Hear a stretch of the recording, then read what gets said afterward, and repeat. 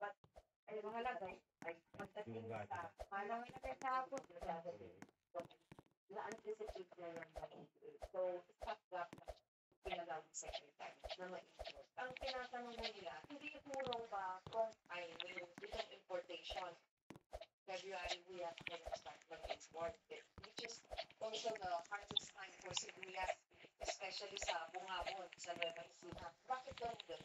Yun pong harvest time ay mangyayari normally nasa Marso.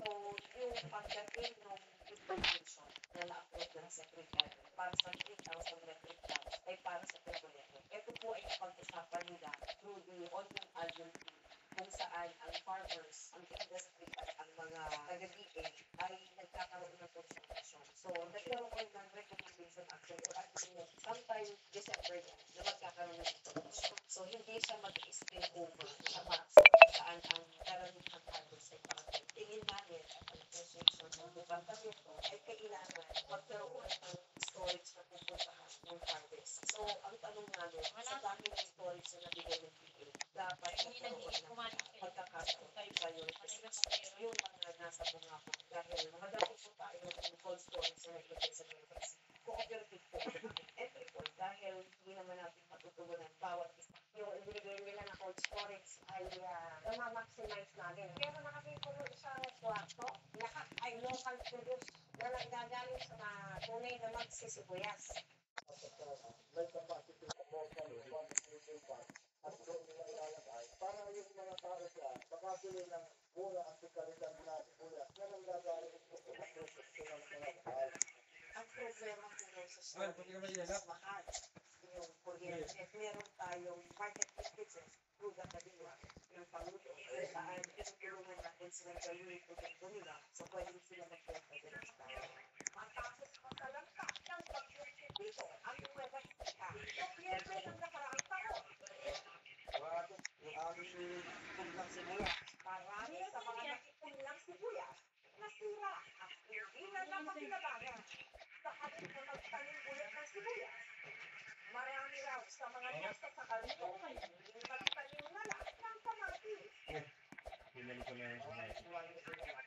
Mumuray. Magtatagpatro din ang ay, 50 ang ano ng akin.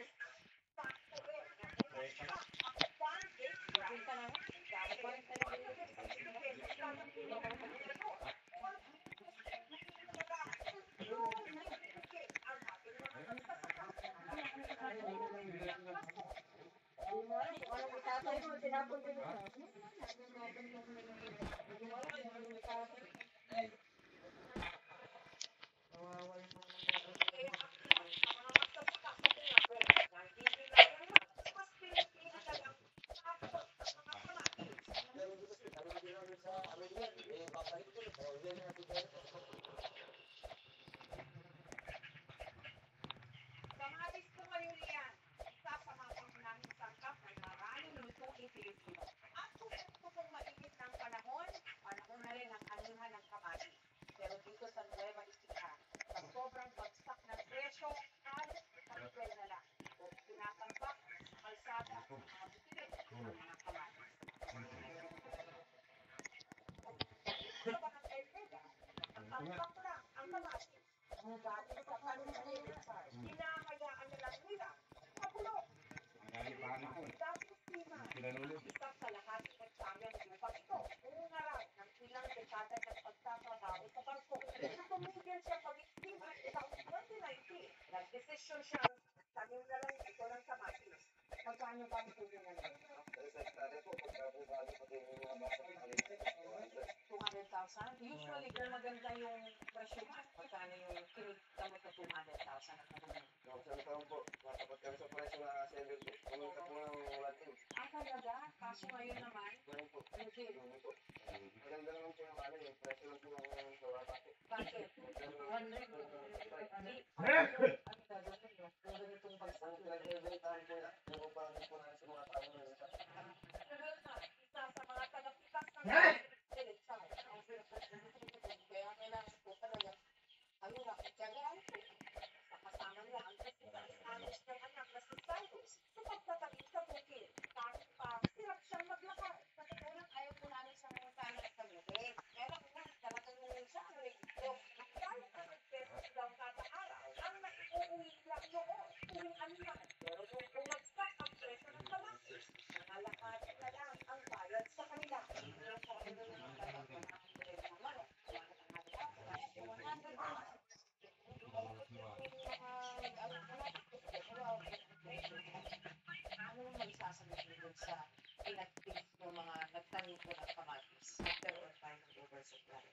sabay na lang kayo, sabay-sabay na umaga. So, ang timano, hindi kayang i-absorb yung pagkain. At tinitignan natin ay paano ito mag-test systematically. At meron tayong kaliwa ng Panginoon platform para sila ay makapag-direct kumain. Hindi ko kasi sinasabihan, huwag ko kayong sabay-sabay mag-kain. Kasi hindi maganda yung pressure.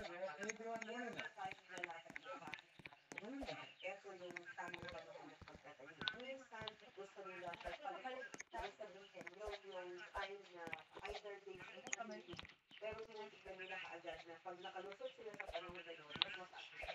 Paano kung nakapag-sabay-sabay na magkalusot? So, yan yung nagawa ang nagkaroon ng ulos. Nagtatanim po dito ng palusot.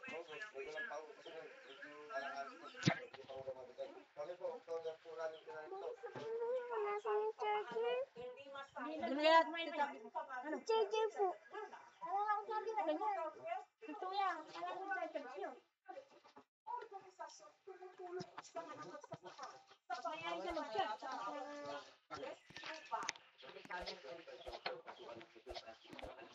Umalis ka dyan. Ay, nasa ba? Sabi na rin.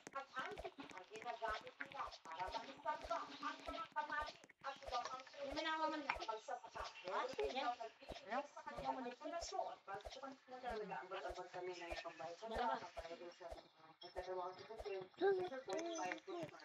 Ayaw ko nito, hindi ko ito kilala. Yung papakilala na yun.